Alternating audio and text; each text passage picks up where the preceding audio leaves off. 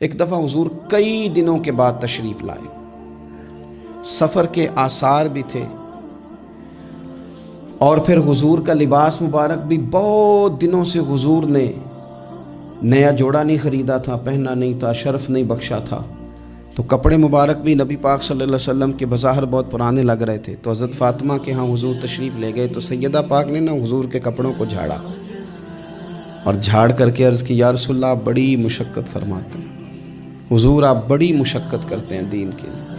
یا رسول اللہ صلی اللہ علیہ وسلم دیکھیں کب سے آپ نے کپڑے نہیں خریدے، حضور یہ مشقت کب تک، کس حد تک؟ یہ گویا سوال ہے حضرت فاطمہ کا۔ یا رسول اللہ صلی اللہ علیہ وسلم اتنی مشقت؟ تو حضور نے فرمایا، فاطمہ تیرے باپ کی ڈیوٹی ہے، تیرے باپ کی ڈیوٹی ہے کہ ہر دیہات میں، ہر شہر میں دین پہنچانا ہے۔ پھر نبی پاک صلی اللہ علیہ وسلم نے ایک جملہ کہا جو میں نے پہلی دفعہ پڑھا تو بتاتا ہے کہ مشن کتنا بڑا ہے۔ نبی پاک صلی اللہ علیہ وسلم نے فرمایا، فاطمہ جہاں تک رات پہنچتی ہے نا، وہاں تک ہم نے اللہ کا دین بھی پہنچانا ہے۔ جہاں تک رات آتی ہے نا، جہاں جہاں رات پہنچتی ہے وہاں تک رسول کریم کا دین بھی پہنچے گا۔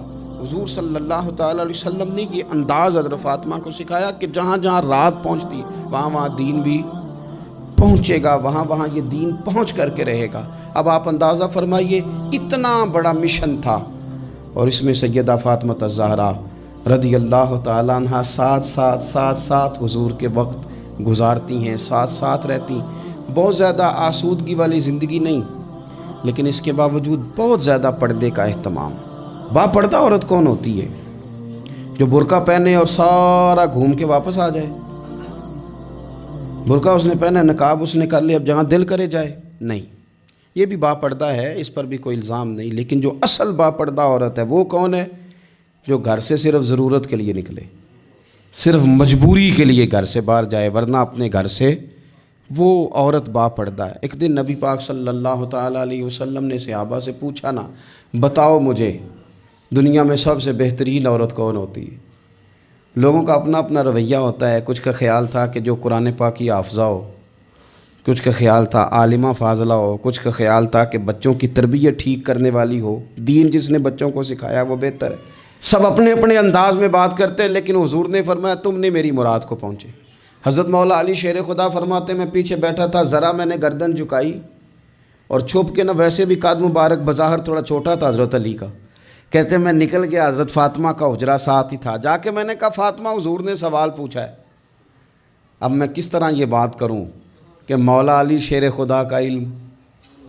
حضور نے فرمایا کہ میں علم کا شہر ہوں تو علی دروازے ہیں، تو اگر حضرت علی بھی کسی سے مسئلہ پوچھنے جائیں تو پھر بتاؤ نا کہ سیدہ فاطمہ کا علم کتنا شاندار ہوگا، ان کے علم کا کیا مرتبہ اور مقام ہے کہ حضرت فاطمہ سے پوچھا جا کے، کہا فاطمہ آج نہ حضور نے سوال پوچھا ہے تو سب صحابہ محو حیرت ہیں۔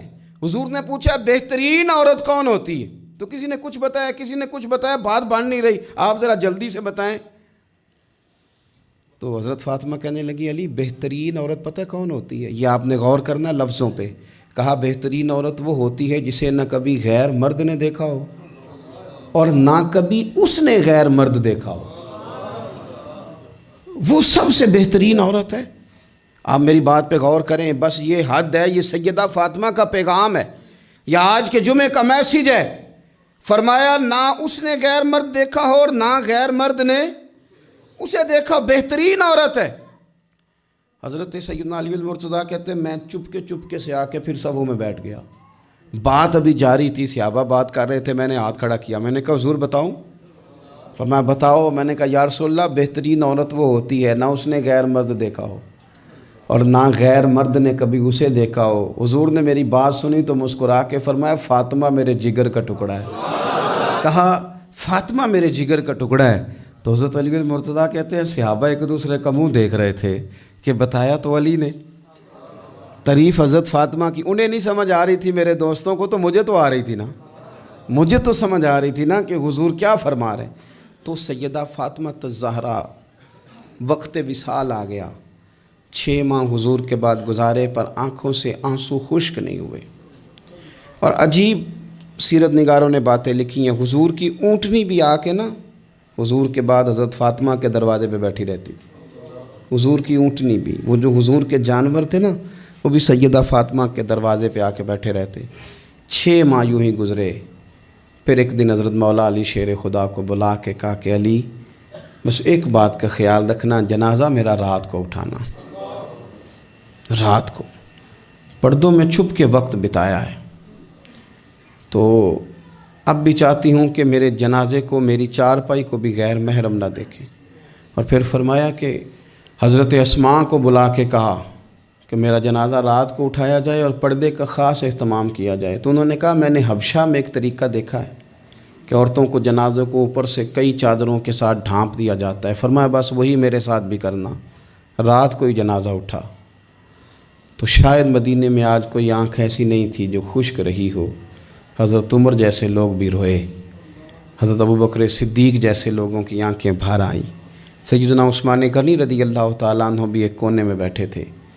کئی منٹوں تک سیدہ عائشہ صدیقہ رضی اللہ تعالیٰ عنہ بولی نہیں. لوگوں نے کہا ہوا کیا؟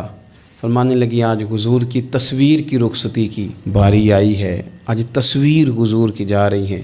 رات کو جنازہ سیدہ فاطمہ نے وصیت کی، جاتے ہوئے بھی غیر محرم کی نظر نہ پڑے. امام سیوطی نے حدیث لکھی ہے، میرے نبی پاک نے فرمایا دن ہوگا قیامت کا، اللہ فرشتوں سے فرمائیں گے نظریں جھکا لو. اہل محشر سے کہا جائے گا ذرا اپنی نظریں جھکا. یہ اہل محشر کون ہوں گے؟ ولی، غوث، کتب، صلحاء، اتقیاء، علماء. اپنی گردنیں جھکاؤ، نظریں جھکاؤ. کیا ہونے لگا ہے؟ کہا محمد کی بیٹی فاطمہ کی سواری گزرنے لگی ہے. یہ موقع حیا کا ہے. سیدہ فاطمہ کی سواری گزرنے لگی ہے. یہاں چونکہ انہوں نے پردوں میں وقت گزارا ہے تو صبح قیامت بھی پردوں کے اندر وہ جائیں گی. میرے اعلیٰ حضرت فرماتے ہیں سیدہ زاہدہ طیبہ طاہرہ، اور فرماتے ہیں جان احمد کی راحت پہ لاکھوں سلام. جان احمد کی راحت پہ، حضور کی جان کی راحت ہیں سیدہ فاطمہ، جان احمد کی راحت. اور پھر فرماتے ہیں آب تطہیر سے جس میں پودے جمے، اس ریاض نجابت پہ لاکھوں سلام.